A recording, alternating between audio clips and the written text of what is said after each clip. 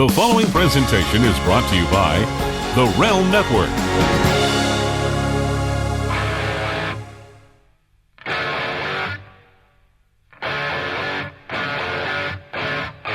Saturday, and that means only one thing. It's time for, I was going to say Lions, Tigers, Bears, and Dirt. And Jeff, by the way, you made a little side comment yesterday that I caught after the fact, and I thought about it all night. And I don't know if I agreed with the fact that you said I'm putting over television shows that I don't even know the name of. Yeah, Buckets. Buckets. Bro, why do I always call that show freaking Buckets? Why is Buckets in my head with that freaking show? I don't know. I just crack up. Somebody, I think it was Zach, said to me that you always call Bart Gunn Bart Simpson. You never get Andre's name right. Bro, there was an old comedian. You should YouTube him, Jeff, because you get a kick out of it. Because he was before your time, but the guy was His name was Norm Crosby, and he always used to use words in the wrong context, and that was his whole gimmick, bro. Freaking hysterical. You should look it up. Okay, this is Anything But Freakin Rasslin. It's Saturday. I want to do a live read for my friends today at kayfabecommentaries.com because I want to make sure I get in all the information for Sean Oliver and his new RVD You Shoot DVD that is out. Could there be anything worse for RVD's quest for balance zen than an episode of You Shoot? Well, he found out very quickly that taking the You Shoot oath means total honesty. That doesn't always go hand in hand with one's, what is it, chi? Chi, Jeff? I got yelled at for saying chai. I think it's chi. I am not the right person to ask. Bro, Sean, I've done so many interviews with Sean Oliver. You think he would know if he puts CHI on a piece of paper? I'm not going to have a clue how to pronounce that. But anyway, join the professionals, and we're running an amateur operation. Yeah, exactly, bro. Join the Always Honest RVDs. He tackles all your questions, ranging from ECW to WWE and all the characters he met in between. Laugh as RVD can't help but offer his thoughts on Paulie, Vince, Shane, and so many more. Want to know who Rob might have come close to laying out? I'd love to know that, when that alone is worth the price of admission. Then watch him play Pick a Hand. And there's a ton he has to say about the legalization of cannabis. Also, you'll learn RVD is a mafia aficionado and can go toe-to-toe with Sean on La Casa Nostra history with the game Whacked Where. It's tons of fun on the series that put the shoot in shoot interviews, available now at kayfabecommentaries.com.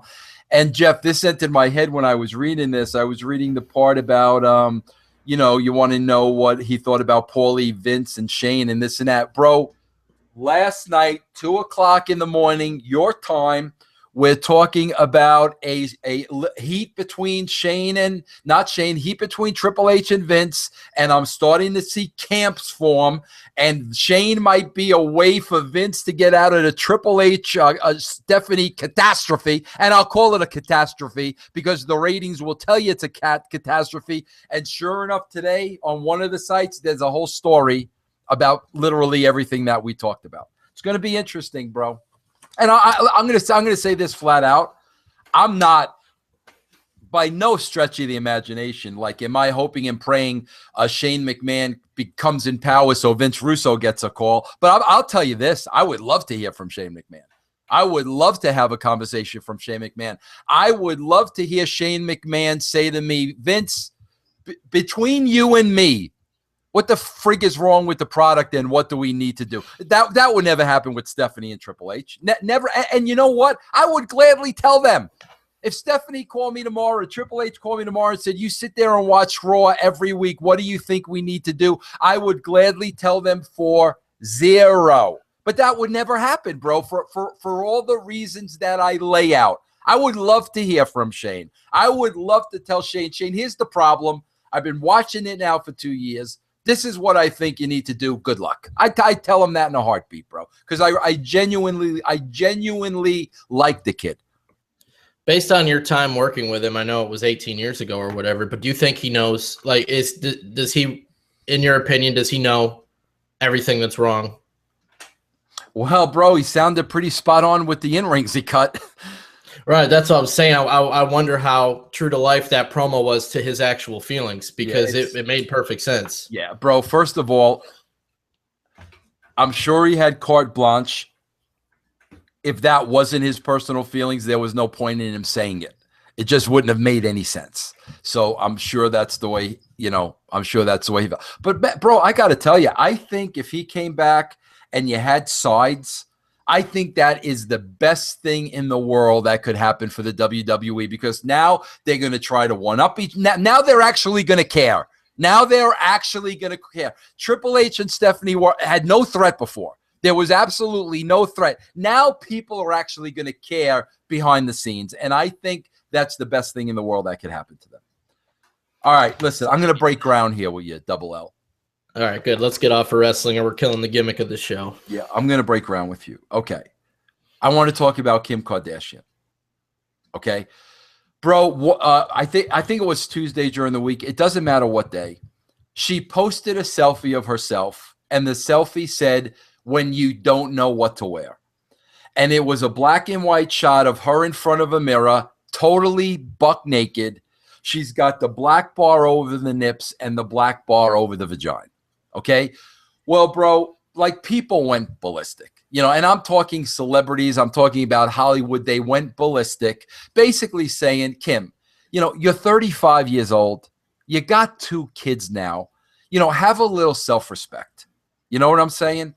And, they took shots at her, bro. I think, Bette Midler was one of those people. Pink was one of those people. So what does she do, bro? She goes on the next day with her hand over her nips and her other hand, over the vagina. The very next day. And she basically said, "Oh, I'm sorry I missed all the noise. I was busy cashing my $80 million check for my video game, and then putting $53 million in our joint account." That was her shot at this celebrity saying, "Oh, I'm sorry you don't like me, but I've got, $80 million. What do you have?" Okay, bro, I have a couple things I want to say about this. First of all, bro, in the same sentence, she'll talk about people bringing up the sex tape 13 years later. And everybody still points to the sex tape, points to the sex tape, points to the sex tape. It was, she literally says, it was 13 years ago, people. Bro, it's the equivalent of me, screaming about WCW and David Arquette. It was 15 years ago, people. Here's the only difference, bro. 15 years later, I'm not still putting David Arquette over. When Kim Kardashian is putting herself out there on social media, buck naked, what's the first thing you're thinking about? You're thinking about the sex tape from 13 years ago, bro. That's what you're thinking about. So the fact that she can't understand why people aren't getting over the fact, bro, when we see you buck naked every week, that's the first thing we think about is the sex tape. So to me, like, that's the most ridiculous thing. You think, bro, she'd be dressing like Mary freaking Poppins if she wanted people to forget about that sex tape. And here's the second part, Jeff. This is her excuse. I feel empowered by my body. My body empowers me. Listen, that's fine if your body empowers you. Why do we have to see it? Why do we have to see it? Which means it's total bullshit that she's doing it because she's empowered by her body. Jeff, she can't be empowered by her body and keep her clothes on? Now, I'm going to do something, Jeff, I never thought I'd do before on this show. I started a diet weighing 249 pounds. As of today, I am down to 219 pounds. I said I'm going to go down to $190, but I'm more than halfway there, bro. Do the math, Jeff. I lost 30. I got to lose another 29. I feel very empowered by my body, and I want to share that with everybody. So, Jeff, I'm going to do the rest of this broadcast with my shirt off. Here, everybody. Here, I'm empowered. Jeff, I'm empowered by my body, and I want everybody to see that I'm empowered by my body, Jeff. So I'm going to do the rest of Anything But Free. Yeah, here's my boobies. Look at that. Jeff, look. Oh, I'm looking. Jeff, look. Don't talk, Jeff. You're taking the eyes off the art. Okay, because, Jeff, I lost 30 pounds. I'm empowered. And, bro, I may go forward doing every podcast with no shirt. Because I'm empowered. My body has empowered me, bro. You can really, I mean, you can tell. Yeah, I'll show you. The decrease in the gut size.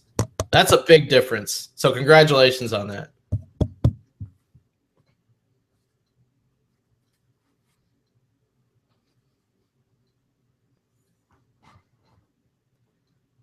Jeff, listen.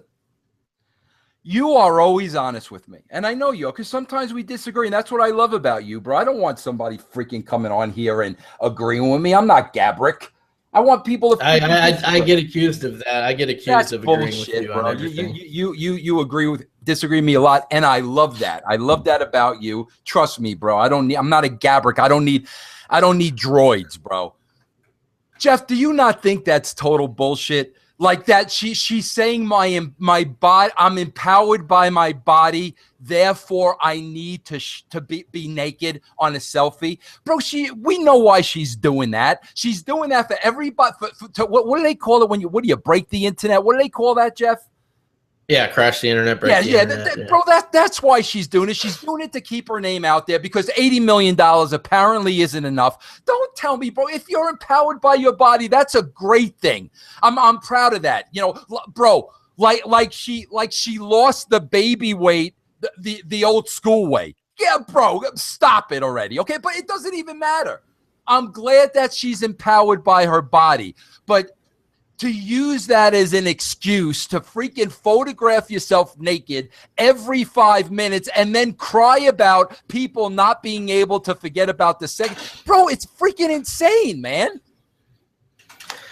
I have a different theory to why she's doing this, and it's just an absolute theory, of course, but I think she's jealous and she's having a self-esteem deal where she's no longer the hot Kardashian. It's now Kylie. You know what I mean? Kylie's getting all the attention. All of a sudden, Kylie's young. She's getting all the TMZ spotlights, all the pictures. It's not Kim anymore. And her age just keeps going up. And she's probably sitting there thinking, am I getting old? Am I not the hot one anymore? I got to do something about this. That's just my opinion. Point, Jeff, because Jeff, let me tell you, she's 35. I believe Kylie just turned 18. She's only 18, bro. And Kendall, I think Kendall is the prettiest one. Kendall's like 22. Bro, Kim K can go into the body shop and get all the work in the world done that she wants. They ain't going to transform her into no 18-year-old, bro. So I think that says a lot. Yeah, because I remember you had brought the numbers up when they did that thing on the social media, how Kylie was just blowing them away, whatever they had to sign up for. Yeah. So I think that has my a lot nips to do are with getting it. hard because there's a little chill in the air, bro. Look. Does that do anything for anybody out there? No. Bro, I'll be in my in the bedroom. And I'll be getting ready to take a shower, and I'll strip buck naked, and I'll turn to Amy, and I'll just say, does this do anything for you? And she'll just say, absolutely not. So I just bow my head and get in the shower, bro. What am I supposed to do, a man of my age? Jeff, here's something that's worse, bro. Listen to this, Jeff. Jeff, people are cuckoo. They're cuckoo crazy, bro. Jeff, listen to this one. You know Kendra Wilkenson, right? Yeah, this coming from a guy who just disrobed on our show. Yeah, I may do my shows. I may do my shows like this all the time, bro. Jeff, listen to this one. I swear to God, it's unbelievable that these stories are back to back. You know Kendra Wilkenson, the girls next door. Playboy. She dated Hef, the whole 9 yards, bro. She has a little 6-year-old son. Little Hank. We know him from the show. She did an interview. Listen to this, Jeff. Little Hank has seen all her Playboy spreads. 6 years old. She's shown him all her spreads. She says little Hank sees me naked every day. Okay, Jeff, listen to this one. He's 6 years old. We take showers and tubs together. But then she adds, Jeff, I do wear a bathing suit in the tub with him, though.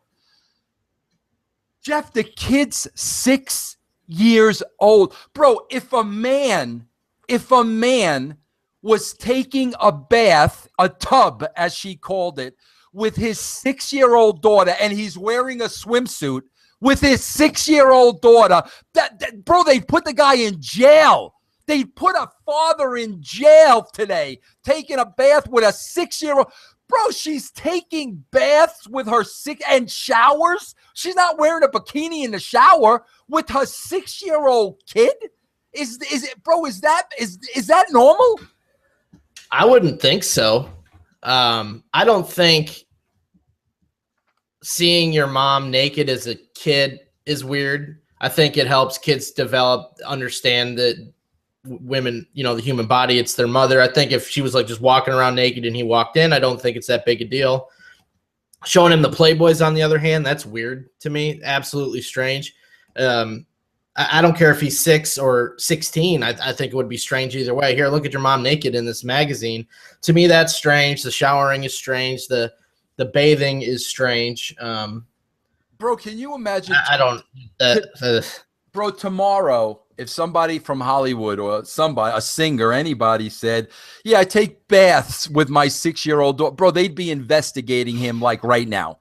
They would be child services immediately would be investigating. Bro, there's got to be a cutoff date. Listen, now, bro, if you're a 3-year-old kid and your mom's walking around naked, I mean, that's one thing. But, bro, it's 6 years old. The kid's a first grader. You're 5 years old in kindergarten. The kid's a first grader, bro, and his mother's walking around naked? Yeah, I mean, I guess if that's a daily routine, that would be strange. I'm just picturing – her showering in the morning. He walks in the bathroom to take a leak or something. You know what I mean? I don't think that's awkward. I'm sure I probably did that to my mom when I was a kid, but I never bathed with her. I never showered with her. You know what I mean? I don't know. That is strange. Bro, it is so frightening. Is that not like illegal, showing a kid pornography though? Because isn't technically that a pornographic magazine? That's a very good point. But you know what the most frightening thing is, bro? Like, these poor kids having these people as parents. Can you imagine like Kim Kardashian being your mother and like looking at your mother as a role model to learn from her and see how you're supposed to act? I mean, that's where I feel bad. Those freaking poor kids are gonna grow up like just not having like a freaking clue in the world. To me, that's the sad part. But go ahead, Jeff. What else do you have? This is just sometimes I wonder how much money, where this money's coming to fund ridiculous scientific research. They did a study, I saw this, on Oreos. And they're saying that Oreos are as addictive as cocaine because of a test they did to rats. They said that rats that ate Oreos formed an equally strong association with the cookies as when other rats were injected with cocaine or morphine. That is the most ridiculous thing I've ever heard. I believe that though, Jeff. Well, here's the deal. I could go throw a bag of Oreos on my floor right now, and my dogs are going to run to that, and they're going to run to that every time. They're going to do the same thing if I throw chicken on the floor. They're going to do the same thing, if I put any kind of food that tastes good that they don't normally eat on the floor. So, I mean... Yeah, but Jeff, I don't think a rat has the same appetite as a dog. I think it's two different things. I think rats nibble and move, but, they're seeing more with the Oreos. You don't think Oreos taste good to rats? I don't know, bro. Like, I don't know. I would just... First off, who came up with this? Like, I don't know. Well, I don't see the association. Like, I just think if they would have done any other snack, the rats would have ate the crap out of that too, just because it's food. Jeff, not only who came up with this, why did they come up with this? Why are we testing Oreos? Like, I mean, what was the end game? What were they trying to prove? I don't know. It didn't say. Jeff, is there something? Because this happened to me last night, bro. And I get mad now when I'm eating too much healthy food. Like, I get pissed off at myself. Bro, what's the one thing when you start eating it, you can't stop? Let's see. Cheese balls. Really? Yeah, I can't have cheese balls in the house. I made the mistake. Big guy came over a couple weeks ago and he texted me, "You want me to grab anything at the store?" And it was right after I'd watched the baskets with the cheese ball samples. So like I had a craving for cheese balls. I said, "Yeah, give me some cheese balls." So he shows up with this gigantic, that big jug. You know what I mean? Yeah, the Costco jug. Yeah, and I'm like, oh man, and I ended up like eating a lot of those. That was a mistake, but like I couldn't stop eating the cheese Jeff, balls. So no more cheese balls in the house. Yeah, Jeff, literally, let me ask you a question. Do you like, are you just saying no more cheese balls in the house, or do you like still have like cheese balls in the house? There are none. There are no cheese balls in the house. As a matter of fact, I threw out the jug when it was about a quarter full because I could tell they were getting a little stale because, you know, to devour that entire jug takes forever. So I'm like, you know what? I'm going to be pretty pathetic if I sit here and eat these stale cheese balls. So I'm just going to throw them out, and I did. There's no cheese balls in the house. You know what I'm like that with, that like I can't have in the house, and like, bro, I don't have it in the house. I never do, bro. I swear to you, I could eat a bag of potato chips every single day. I love freaking the Ruffled potato chips, and I mean, I literally never have them in the house. I could eat potato chips all day long. But yesterday I got pissed off at myself, bro, because, you know, my diet's been really strict, and the snacks I have are, I only got a couple of things as snacks, bro. I have like the sugar-free little cups of Jell-O because there's no sugar, no carbs. String cheese, there's no carbs. And I have nuts. You know, nuts are very low in carbs. But, bro, last night, man, I started eating pistachio nuts. I couldn't stop eating them. Are you a nut guy, bro? No, not at all. Peanut butter is my extent of any type of really, nut. Bro? Yep. Why is that? You just don't like the taste? I mean, they all taste different, bro. Yeah, I mean, I could salted peanuts are okay, but I can only have a few. But I'm just not into that. I don't know. They don't taste good. I don't like almonds. I don't, pistachio, none of that. I love all that stuff, Jeff. And the good thing about it is like that's a go-to snack. So, like, what's your go-to healthy snack and unhealthy snack? I guess the unhealthy snack would be the cheese balls. Yeah, but like this was the first time I had cheese balls in probably 2 or 3 years. So I blame baskets for buckets. And that was a great scene. What's your unhealthy go-to snack? Oreos? Cookies? No, I don't have snacks in the house, and I think that's part of the problem. When I get hungry, then I start, okay, what am I going to eat? And I'll have a peanut butter sandwich, or I'll have a Pop-Tarts. You know what I mean? Pop-Tarts. Yeah. I miss Pop-Tarts, bro. Yeah. So, bro, but I've been snacking on carrots for like the last month. Bro, you can't go from Pop-Tarts to carrots. I know. Do you toast the Pop-Tarts? No. What's your favorite Pop-Tart flavor? Chocolate fudge. The s'mores ones are up there too, but I don't like the fruity ones. Yeah, see, that's why mine's the old school cherry frosted, bro. Bro, Pop-Tarts never get freaking old. So if I had the cherry ones, I would heat them up. Oh God, bro. Now you got me thinking about freaking Pop-Tarts, bro. Yep. All right, let's move on. Jeff, you're gonna love this story. And I could not believe this, Jeff. And you got to look this up online because Amy showed me yesterday. My wife showed me. I never saw anything like this before.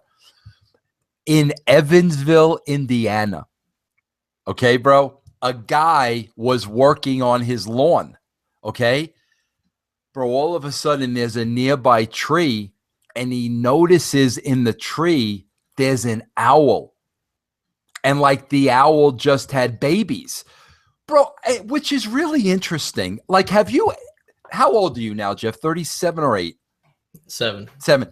Have you, in those 37 years on this planet, up until now, while I'm sitting here without a shirt on, have you ever thought about how owls do it?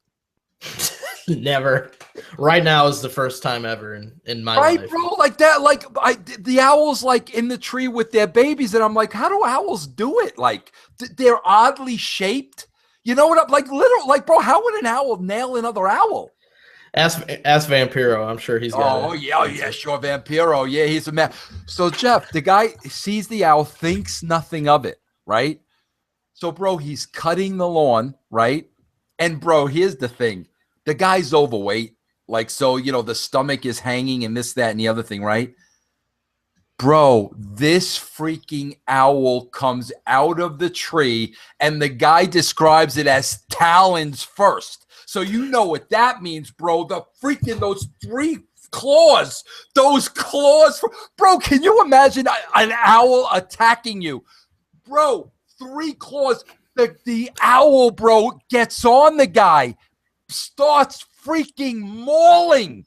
Bro, mauling this guy. Bro, the guy, like, is trying to fight the owl off. Bro, he finally gets the owl and throws the owl like a football. Bro, the owl takes the bump and comes right back at the guy. And, bro, the guy, Jeff, you got to look this up. It's unbelievable. He showed pictures of his body. Bro, this freaking owl ripped half of this guy's chest off. And now, bro, now they're saying the owl has attacked other people because I guess owls have a fear of people. But the fact that he's watching over his babies, like, the fear is gone. And, like, bro, the owl attacked a school teacher, a kid, the mailman, like anybody that goes. But, Jeff, you got to look this up because I swear to God, bro, it looked like the guy was mauled by a bear. Would you ever freaking think of that from an owl? No, that's insane. Is the owl still alive? Yeah, bro, the owl's still alive. Yeah, bro. I mean, and, bro, it got him on the face. It got him on the lip. It got him on the – oh, my God, so bro. This owl mauls this guy, and it's still living in the tree in this guy's yard, and he just goes about his business. I think they're all afraid of the owl because it said after the second attack, the guy hid in the bushes for like 30 minutes. I wonder if he tried to kill the owl, if he would get arrested for that. You know what I mean? With animal, whatever you're not supposed to be killing animals or whatever. Yeah. But bro, I don't know. I got it. But I wouldn't let it stay in my tree. Get out of my yard. Jeff, you'll look at this picture. You'll be like, holy. I mean, you would never, ever think that an owl can do that kind of damage to somebody, bro. Of course, it's Evansville. Evansville, of all places.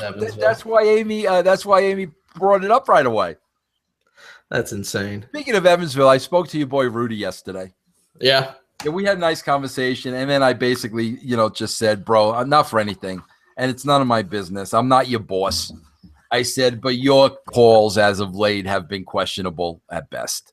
And he wanted to know which ones in particular. And I said, bro, every one of them. I said, it's not 1 or 2, Rudy. And I'm not going to write them down.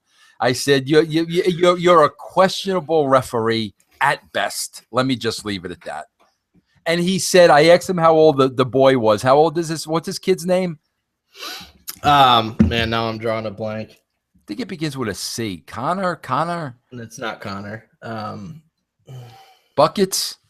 Yeah, it's Buckets. Yeah. Man, so he's driving me nuts. I know both of their names. Bro, he said his 3-year-old kid Buckets. I said, is your son old enough now? He said he's 3 years old, where you've sat him down and you've had the conversation with him that mocha and chocolate are the same thing. Have you had that conversation? He said the kid was way too young to comprehend that at this point in his life. What's next, Jeff? Did you see this Splash Mountain lady? No, Oh, this is hilarious. This lady, you can just search Splash Mountain. I don't know if it's lady or angry lady, whatever it is, you'll find it. It's on every news site. It went viral. This picture is hilarious. This lady, I guess she's from Syracuse, New York. She said, there's this picture of her. You know how when you go down in the log and the camera takes the shot of the people going down? Mm-hmm. Well, you look at this picture and everybody's like excited or screaming or looking down, and she's staring straight dead at the camera with this pissed off look like this. And it's freaking hilarious. Like eyeballing the camera direct. And she said she wanted to go on Splash Mountain with her husband. And he opted out on her. She said, it was a long day. I had bronchitis. I had a crying baby. And my husband informed me that he doesn't have it in him to ride my favorite ride.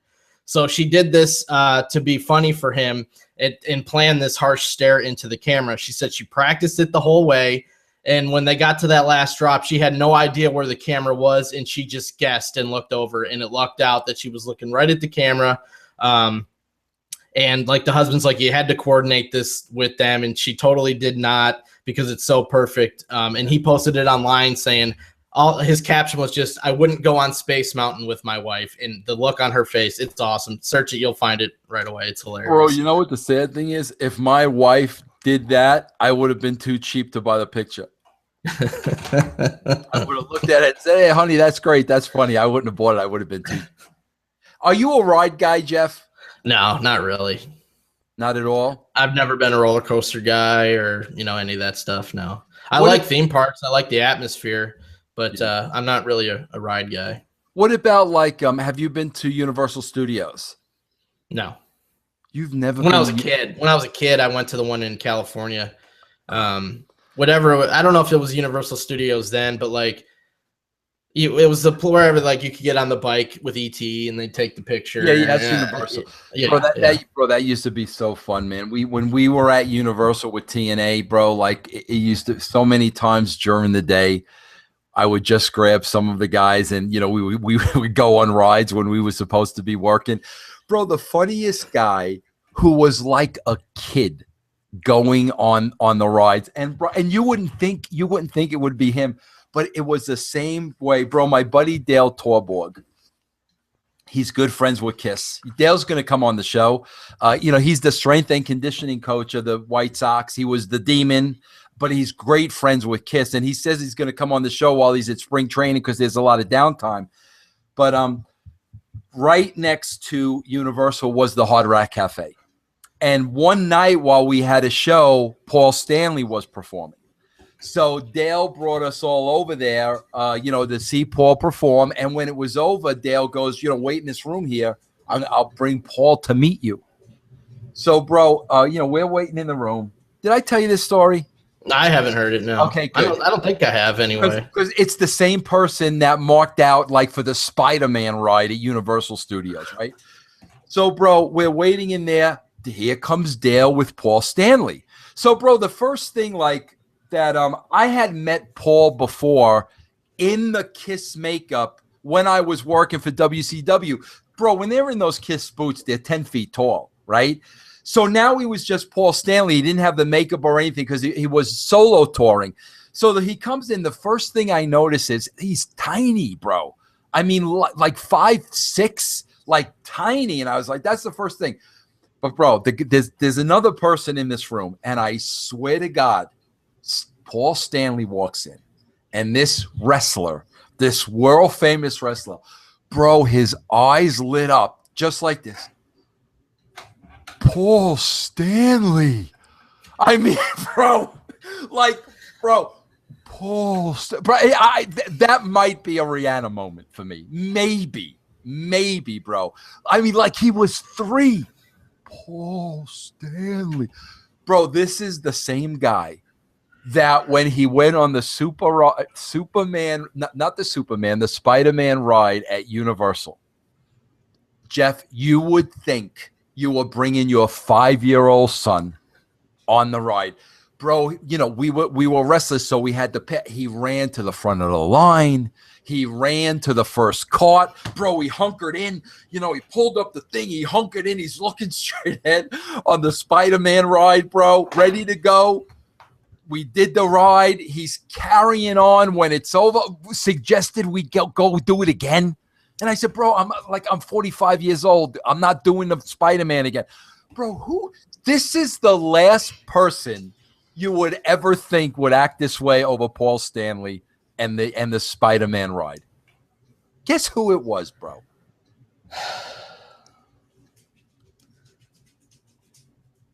Oh, geez. I'm trying to think of... And it'll crack you up because he's one of the guys that you would think this guy is serious all the time. Always. Raven? No, good guess, though. Good guess. Along that ilk. Oh, I don't know, bro. That's bad. Shane Douglas. That's awesome. Now, would you ever think Shane Douglas would say, Paul Stanley. Shane Douglas, bro, of all people. That's awesome. Yeah, bro. And every time like we went on the rides, we'd have to grab Shane because like we would just freaking go hysterical every time he went on a ride like a 2-year-old.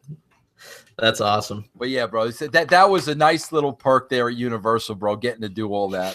Yeah, I do want to go. I think it's Universal that's got all the Harry Potter. Yeah, and it's amazing. It's absolutely amazing, that Potter stuff, bro. It's amazing.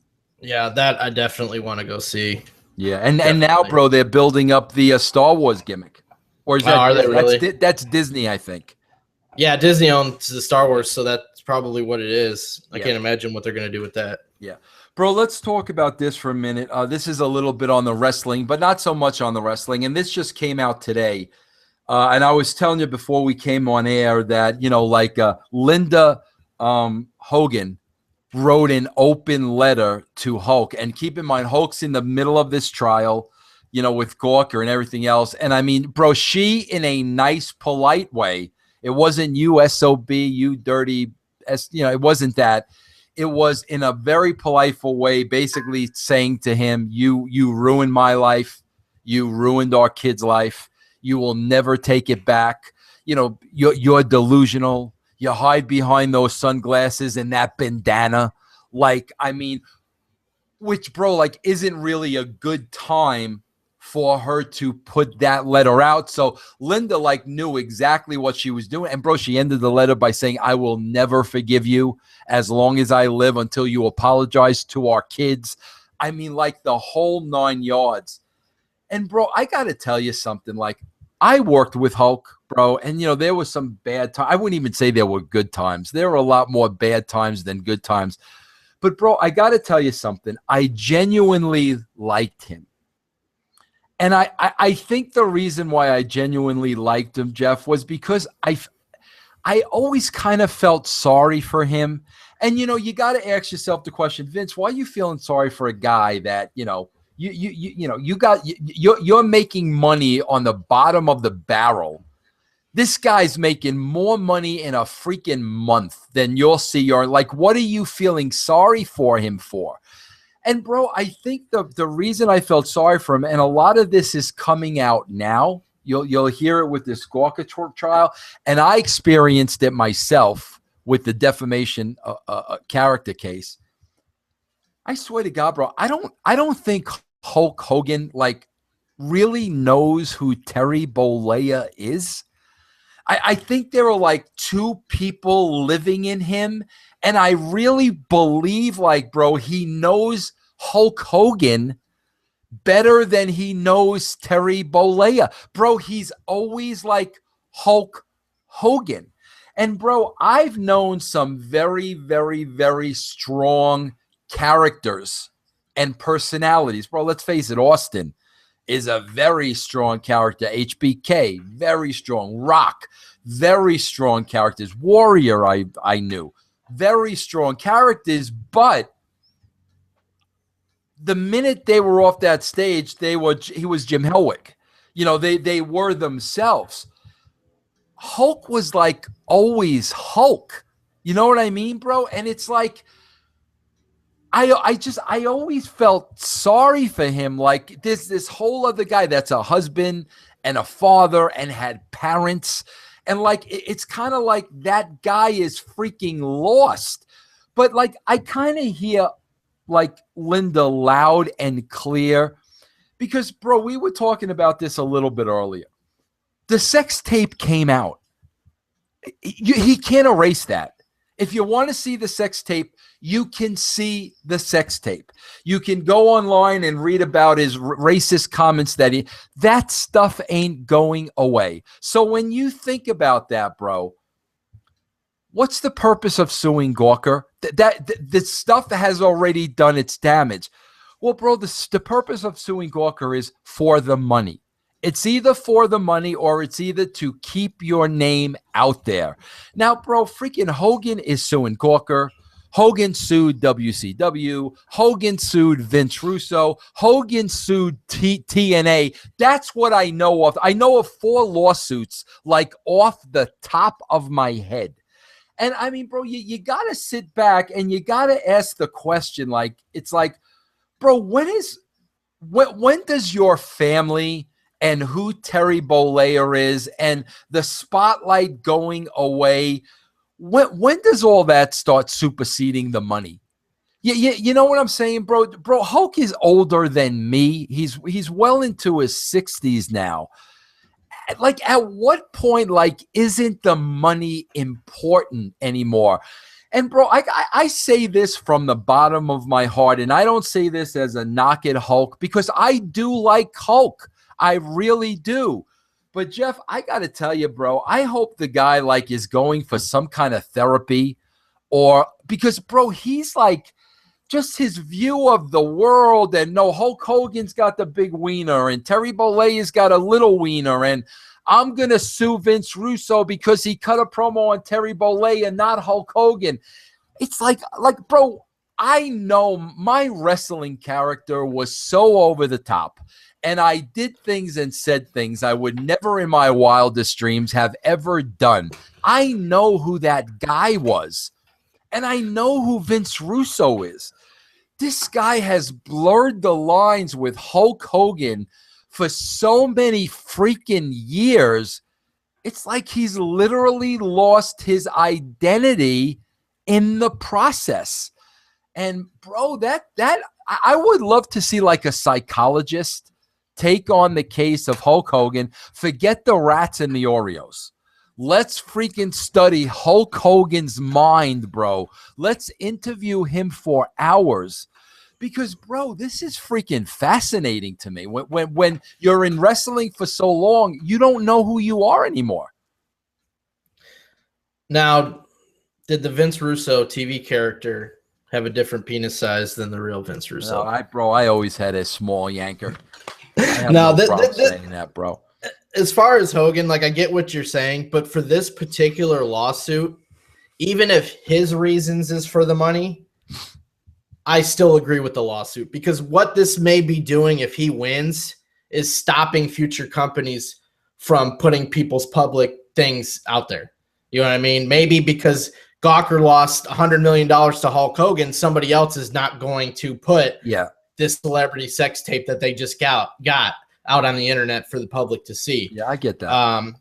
You know, so like whether his reasons don't coincide with why I like the lawsuit, I hope he wins this lawsuit. And I agree with this from that point of view. But like you said, he may just be doing this for the money. Who knows? But I do feel like he was wronged in this situation. I do feel like he has the right to sue.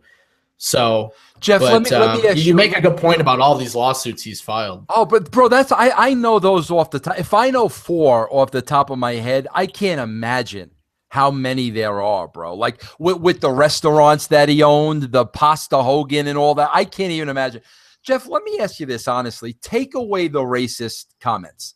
Take that away. Say they never got that on video. As a 60-something-year-old man, this sex tape comes out with this hot chick.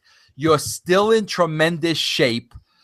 If it were just the sex tape alone, do you think that tape harmed his career or helped his career at that point in time? I don't think it mattered one way or the other. Yeah. Because I think most of his fan base is male. I know wrestling is turning into a lot more females than before, but I think most of Hulk Hogan's fan base was male, and I really don't think they give a crap about Hulk Hogan sex tape. You know what I mean? So I don't think it factored in one way or the other. But I will say this lawsuit, that's the focus for Hulk Hogan now. People aren't talking about the racist stuff anymore. You know what I mean? So I think this has shifted the focus away from that. But I don't think the sex tape... That might have been part of the strategy, Jeff. Yeah. But I don't think the tape... I don't think that would have affected his career one way or the other. I think, bro, at the end of the day, it made him cool. I'll be honest with you. Like, if a 65-year-old man still looks that good, bro, he had the tan lines and everything. And I didn't see the tape. I guess I saw clippets of it. I didn't sit there and watch the whole thing. But the chick was hot. Bubba's wife was freaking smoking, bro. I thought it gave freaking Hogan an edge. But again, the racist stuff is what killed him. But like you said, bro, this is kind of maybe part of the strategy. Let's get people to forget about that gimmick and do the other gimmick. Yeah, so that's a good point. And I kind of hinted at that yesterday on Lions. Was who knows when he's on the stand if he's even telling the truth because of the old school wrestler mentality. You're working 24/7, and that's probably warped his personality over time. Jeff, when I would have personal conversations with him, I never knew if he was telling me the truth or working. Ever. I never knew. I could tell with other people. I could tell with him. I never knew who was Hulk, who was Terry. I never knew, bro. And again, that's not a rap. I'm just telling you the truth. I never knew, It's funny because I know you didn't watch it, and I don't even know if you knew he said this, but like on the Monday Night Wars, he says something that you knowing you, I know it's not true. I'm going to take your word over his because I know you always tell me the truth.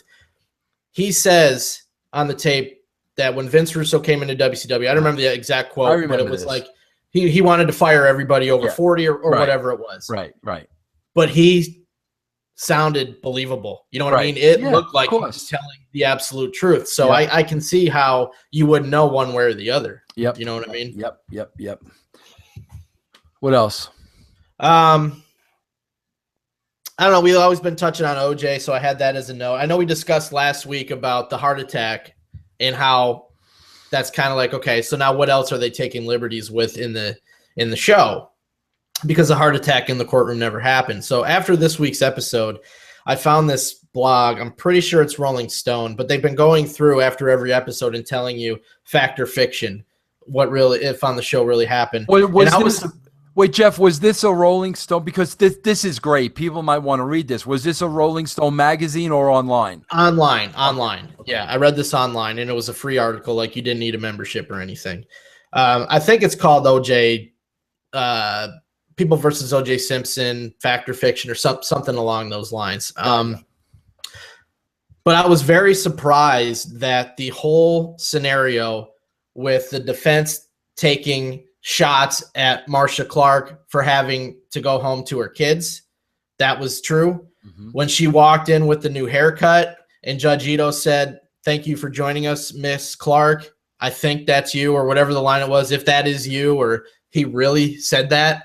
And I guess I was very shocked by that he said that. But I guess somebody has filed a complaint over time, and they compiled all this video footage of how Judge Ito treated Marcia Clark differently than every other person in the case. Mm-hmm. And I was reading through it all, and it's absolutely astounding.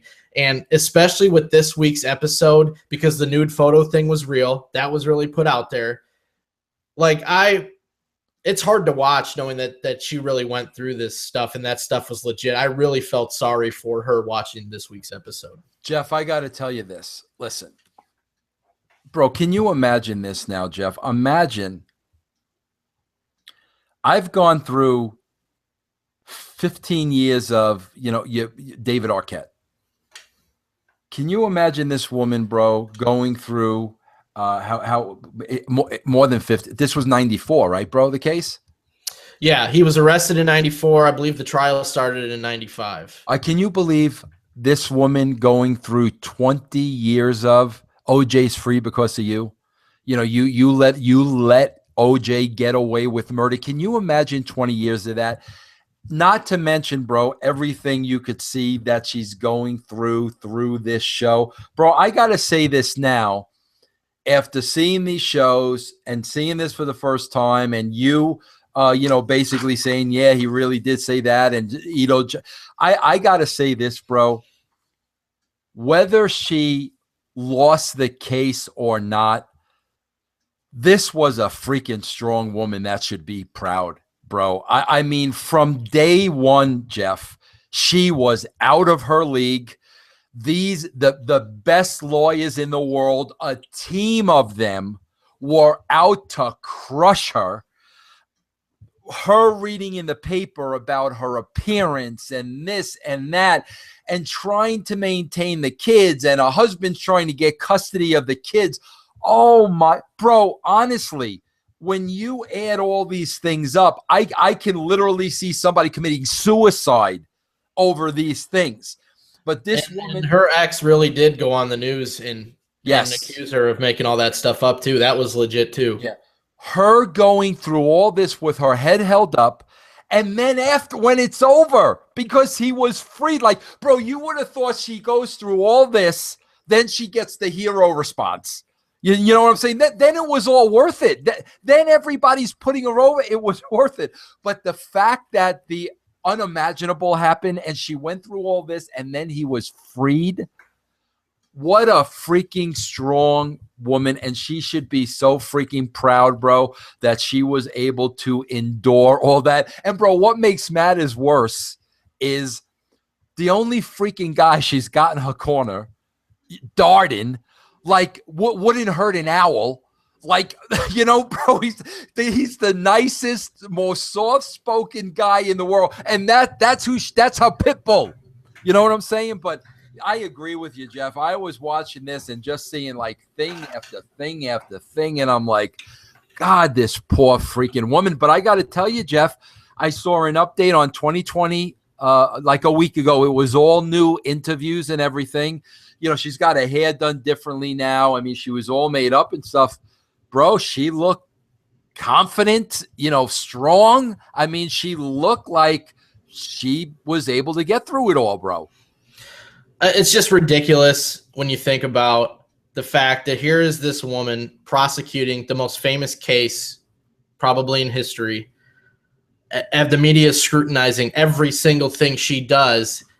And yet here comes her boss saying you need to do something about your appearance. Her hair's a big deal. Like, are you kidding me? Like, that the fact that was real. Could you imagine having to worry about that while she's trying to do all this stuff? Yeah. And you know, that's the type of double standards that are real, that are legit, and that need to stop. I know a lot of people get offended over trivial things, and I think that downplays the serious stuff like that. You know what I mean? That's a double standard that should not have happened, and she was totally treated differently because she was a woman. The tabloids, you didn't see any tabloids with Robert Shapiro's hairdo or Johnny Cochran's hairdo or the suits he's wearing. You know what I mean? It was all because she was the woman on the case, and that was totally wrong. And I totally I felt sorry for her watching that episode, man. It was rough. Yeah. Jeff, you know what I always say too all the time? It's like another thing, like this is a little bit off the subject, but you know, when it comes to criticism, harsh criticism every day of your life, I always think about, bro, like, I don't care how much power it wields. I always say, bro, like, who would want to be president of the United States? Seriously, bro, would you want to be criticized every single day? And, bro, listen to this, Jeff. Not only yourself being criticized, your family having to hear that, putting your wife through that and your kids through that. I can't imagine people, like, what is the appeal of wanting to be president of the United States when you know you're putting yourself out there and it could be 8 years of straight criticism every single day? What is worth that? Your name lives forever. Brutal, forever, bro. That's the thing, though. Like, you will be in every history book. People will always know your name, and I think that's probably appeal to some people. When I leave this earth, will my legacy always be there? Yeah. And that's a surefire way to make sure that happens, is if you're president of the United States. Hey, Jeff, do me a favor. You gotta like talk amongst yourself for like a second, because I'm hearing Yogi bark. I don't know if I left him outside. So talk to the people at home. I'll be right back. Okay. Well, I'm gonna talk about something that Vince probably didn't have an opinion on, because it has to deal with comic books. But if you're a big Star Wars fan and you watched the new movie, you would have noticed that C-3PO had a red arm instead of his normal gold arm. Well, Marvel is putting out a comic book on March 30th called Star Wars Special C-3PO. And in this comic, they're going to explain how he lost his original arm and got this new red one. So I think that's an interesting story that's not going to be told in the movies. It's only told in the Marvel comic book for anybody that wants to check that out. I thought that would mention that. Jeff, I'm hearing Yogi bark, and he's half dead in the living room. He doesn't even know what day it is, and I'm hearing him bark. I mean, how out of crazy am I? So I heard the C-3PO, like how he lost the arm comic book. Yeah, they're going to explain that in a Marvel comic book on March 30th, the C-3PO comic book. They're going to explain how he lost the arm. And it's kind of twofold, because when you think of it in the grand scheme of things, who cares? Yeah. But for Star Wars fans, that's a big deal. Why has he got a right arm? That's interesting to people. So Marvel is publishing the comic explaining that, which I think is interesting. That's where you get the explanation, not in the movie, because obviously it was a big deal that we're just going to give this guy a red arm and not explain it. But, for Star Wars fans, I think they'll probably enjoy that comic book. Interesting. What else? And that's all I had, man.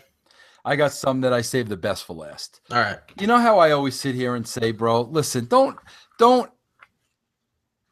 as people in the wrestling industry, I say this all the time. Don't talk shit about me if you don't have the balls to face me face to face. I don't care who you are. I don't care if you're JBL. I don't care if you're Eric Bischoff. I don't care if you're Jim Cornette.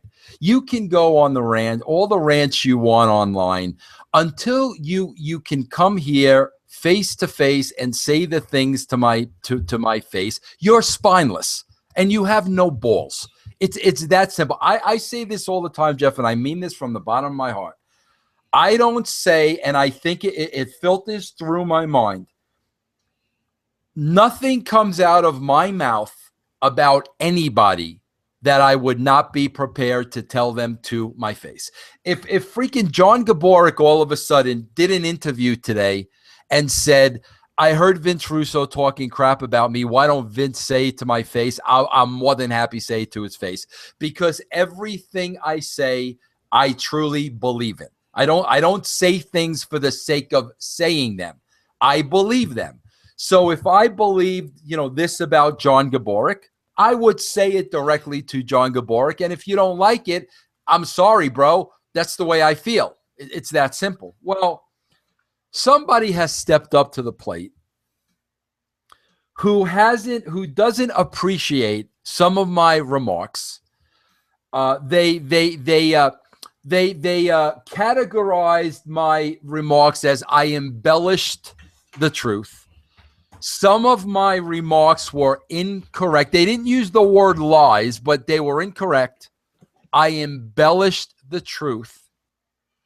And they want the opportunity to come on Chicken Necks this week on Google Hangout, face to face, and basically present their side of the story, because they claim that I totally misrepresented it. Who do you want me to guess? Yes. All right. Well, I got my list of suspects right here, so let's go and see who it is.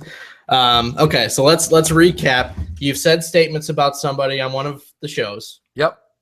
They're saying this is not true. Yep. Inaccurate. And they want to come on and refute it. Yep, man-to-man, face-to-face, like I always say. Okay, man-to-man. So that narrows it. It's a male then. I'm going to use that as a clue. And man also should narrow it down. There are some boys out there talking smack, so man-to-man should narrow it down. Okay, is this can I have one question? Yes. Is it Bro, let me ask you this. You could ask me questions until you get a no. How about that? Is it a wrestling personality? No. You're done. That's it. No more questions. Will? Yes. I got a call from my side. First, that was good. I think I got that fairly quick, didn't I? Bro, I talked to Will earlier in the week, and I said, I'm telling you right now, you're not going to like what you hear on Chicken Necks. I said, you're not going to like it. You're going to have an issue with it. If you have an issue with it, you know where to find me. Okay? So he called last night. I watched Chicken Necks, and I have an issue with it. Okay? I said, so what are you going to do about it? And he started, well, this ain't true. I said, no. We're not going to have a conversation here about what's true and what's not true. I stand firm behind every single thing that I said. So now the question is, if I was inaccurate or I embellished any truths, are you willing to come on my show face to face and tell me to my face that is not the truth of what I said? And he said yes. Awesome. So we are go. I told him I do chicken necks on Tuesday night because it goes up on Wednesday. And I said, we need to do it Tuesday night. If you have the freaking balls, you are more than welcome, bro, to come on my show and explain to me why a father is paying for the honeymoon of a 28-year-old, why the father is paying $60 a plate of a rehearsal dinner of 60 people, when a rehearsal dinner is just supposed to be who's in the wedding party. You have carte blanche, bro, to come on and tell me your side of the story. So Will, as of now, says he's going to come on Tuesday and straighten it out. He's going to straighten it out once and for all. So I said, come do it, bro.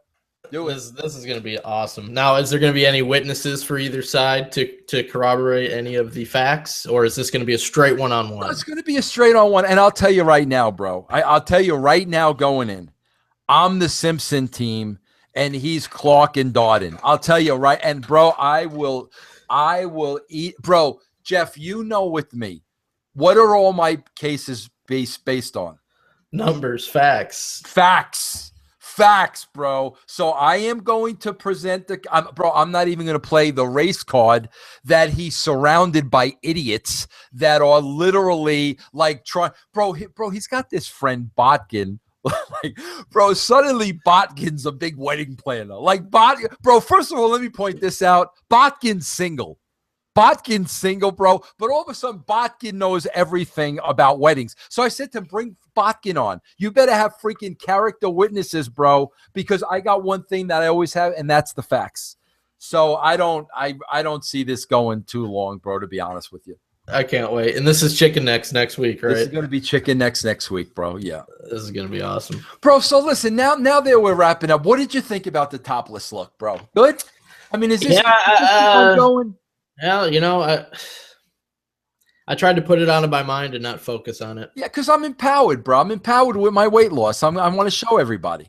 No, you can tell, though. You definitely can tell that you're making a ton of progress. So that, thank you, bro. Yes, halfway. Congratulations. I'm on the other side of the halfway now. Well, and now you're gonna have to work twice as hard to do the second half. But yeah, definitely. I think you got the motivation to continue that just by the progress. Yeah. You need to show Big Guy. You need to show Big Guy to give him motivation. So where you at, buddy? He's almost at a year of doing this, and you've been doing it in 3 months, and you've passed him. So maybe you need to talk some crap. Bro, I was even the other day, bro. I was in the kitchen, and like, Jeff, what's your go-to candy? I don't eat candy, but if I had to, it would probably be whatchamacallit. That's my favorite candy bar. I like the little toffees, I think they're called. They're like these little toffee chocolate circle things that come in this sleeve. Yeah, I know you're talking about. Yeah, and I like those. Yeah, that's probably about Jeff, it. I'm a real basic, plain M&M guy. And bro, I was in the kitchen the other day, and bro, and I don't know if, bro, can I tell you something? Can we get personal here for a second? We always do, don't we? All right, and bro, thank God my wife doesn't listen to this show. Amy wouldn't even know how to find this show, to be honest with you. But bro, I'm going to tell her sister listens. So like, there's a little danger in what I'm about to tell you, right? Bro, I've lost like 30 pounds, right? And bro, I'm going to be honest with you. Ever since like I've lost the weight, like this, you would think because I lost the weight that there might be a little bit more happening in the bedroom. The fact of the matter is, Jeff, there's less happening in the bedroom. And you know why that is, bro? She's a chubby chaser? No, she's not. Not that she's a chubby chaser. Not that she's a chubby chaser. But bro, listen, I'm just gonna be honest with you, and I'm not. Bro, my wife could get in a little better shape. She's not fat or by any stretch of the imagination. But bro, my wife, she's a 53-year-old woman. She could get in better shape than she is. But I think, Jeff, what has happened is because I've lost the weight and like she's still the same, I think like you understand, I think it worked against me. I think like she's almost ashamed, like, oh yeah, look at Vince and how hot he's getting over here. And I'm quite frankly, I'm too lazy to go to the gym. So I think it's worked against her, right? But Jeff, my whole point of all this is, now tell me, this is suspect. This is suspect. Tell me what you think about this. Jeff, you're either a plain M&M guy or a peanut M&M guy, okay? I'm a plain M&M guy. My wife is a peanut M&M guy, okay, bro? Like, it's been that way for years. An M&M should be an M&M. I don't want the peanut in the M&M. If I want a peanut, I'll eat a peanut, okay? How suspect is this, bro, that the other day I'm in the kitchen, there's an open bag of plain M&Ms. Plain, Jeff. She's a peanut M&M fan, but there's an open bag of plain sitting right there on the counter. Now, not for anything, under the circumstances and the story I just told you, is there a good chance that was product placement? I can't believe you. For your sake, I hope nobody smartens her up to what you just said. Oh my God, that was hilarious. Is there every married man in America listening to this or around the world is waving the red flags while you're talking, saying, "Stop, stop, stop! Don't say anymore, bro." Is there a good chance that open bag was planted on the counter? What are the odds that it was Annie's? No, Annie does not eat candy. Was the open part facing out, like to be enticing? It was, bro. It was on the counter. It was one of those bigger bags, and it was open. And she's definitely a peanut. Yeah, I just had to put my paw in the bag. Like, that's all I had to do, bro. And it was out. It was like not in the corner. It was like out. That is fishy. Now, is she the type of person that anytime she's done with something, she'll fold it up, put it away? Yes. So, oh yeah, that's definitely fishy then. Definitely fishy. You know what I did, bro? I looked at the bag, rolled it up to lock in the freshness, and put it in the corner, bro. I didn't have one M&M. Nice. Turn away the temptation. Yeah. Yes, that's definitely suspect then. The facts are not in her favor. Yeah. All right, Jeff, let's wrap this thing up. Tell me, I know you got a new Destiny Unbound that I didn't even get to see yet, Jeff, but I usually do a lot of my YouTube watching and channel watching on the weekend. So that's why I haven't watched it yet. But tell me about the new one. Yeah, I got a new one up. It's a shorter episode. I did a stupid skit with my buddy Rob. Big guy does his first weigh-in since you and him conversed and decided that he should be doing this monthly. That first weigh-in is on the episode. And I talk about one of my favorite comic book stories. So check it out, please. Free Stories, section. you mean like not a story about the comic book, but one of your favorite comic book stories? Yes, it was the one that I was talking with you and Scott about off the air the other day, where Batman's intel on his own teammates on the Justice League get in the hands of the enemy, and they use that against him. Yeah. So that's the story I discussed. And that movie's right around the corner, isn't it? The 25th, bro. 2 weeks from today, yeah, right? It's close. Yeah. Now, bro, is that a Thursday 12 o'clock movie for you, or do you wait for that one? Probably not, because like none of my buddies around here that I go to the movies with are into superheroes like I am. Yeah. Like my cousin will go with me to Star Wars, or he'll go with me to like Lord of the Rings, those types of movies. This one, I'll probably go by myself, and I'm probably not going to rush out at midnight to see it. Okay. My brother would probably go see that with me. So maybe, depending on his schedule. That's good. Anything else going on over the weekend? Nope. Hopefully the Beauty and the Beast episode 3 will be up by the time people are watching this episode. That's my plan for today. Good. Get that up. So Yeah. Other than that, no, I don't think I have any plans. And thanks for jazzing that up, bro. That's I mean, awesome. you do a great job with that video, bro. I really, really, really, really appreciate you. You embellish it, bro, and make it, I mean, really make it a production, and you spend freaking hours on it. And I want to really thank you for that, bro.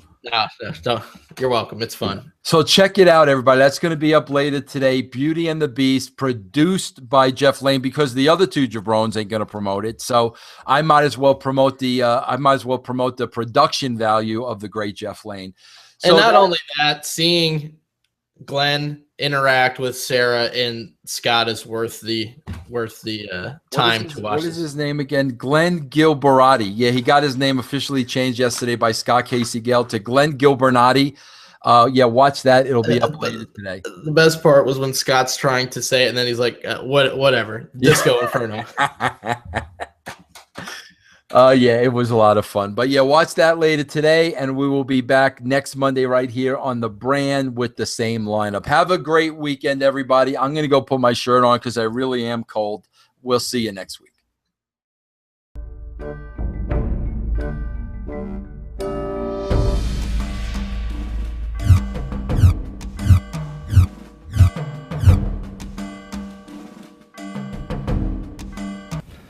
This comes from why I have heat with JBL to this day. Okay, I was in the back. It was me and somebody else, and I don't remember who it was. And JB started carrying on that he could take anybody in the company or in the locker room in a real bar fight. Okay, now first of all, like, I was not a big fan of JBL personally. I thought he was a big bully. I thought he was a loudmouth. So all I had to do was sit back and hear him say how he could take anybody in a bar fight. Now, keep in mind, while he's saying this, I know some of the guys in the locker room. And while he's saying this, I say to myself, you know what? I'd love to see that. You know, so sure enough, the next TV session with Vince, I pitched it. I said, Vince, I said, listen, I pitched the whole idea of the Brawl for All. You know, let's do this. Guys were bonused if they did it. They got more money. That was the enticement to do it. It was so funny because, like, the first rounds, you know, being in the arena, people thought it was a work. People were like, what? Why are they dimming the lights? Why are they doing this? They thought it was an absolute work. By the time Bart Simpson started rolling guys' eyes in the back of their head, Bart Gunn, yeah. People knew it was not a work anymore. And you know, to see Bart drop JBL, I'm not going to say that was a sad day. I thought it was a great day. This is what I'll never forget, though, man. I swear I'll never forget this. The Godfather. Yeah. This is a guy that's the real deal. This guy will kill you. I mean, he's the real deal. I'll never forget. I mean, literally, anybody can go back and look. Bart hit him so hard, his eyes rolled to the back. I never in my life saw anybody get hit that hard. Nobody in the world expected any of that from Bart Gunn. Nobody. He wasn't even on anybody's radar. Right. Is there a faction of wrestlers that are not participating in this that think this is taking up time on the show? Not really, because they want to see these. They want marks for it. Oh, absolutely, yeah. And another big controversy too, huge controversy, was Mero, because Mero wasn't a guy that was liked in the locker room because of Sable. And, he was a Gold Gloves legitimate boxer. Mero was, and he felt that he beat JBL beforehand, and he felt that he got totally screwed out of the victory, because nobody liked him. Right. And he was hot. I mean, he was legitimately hot.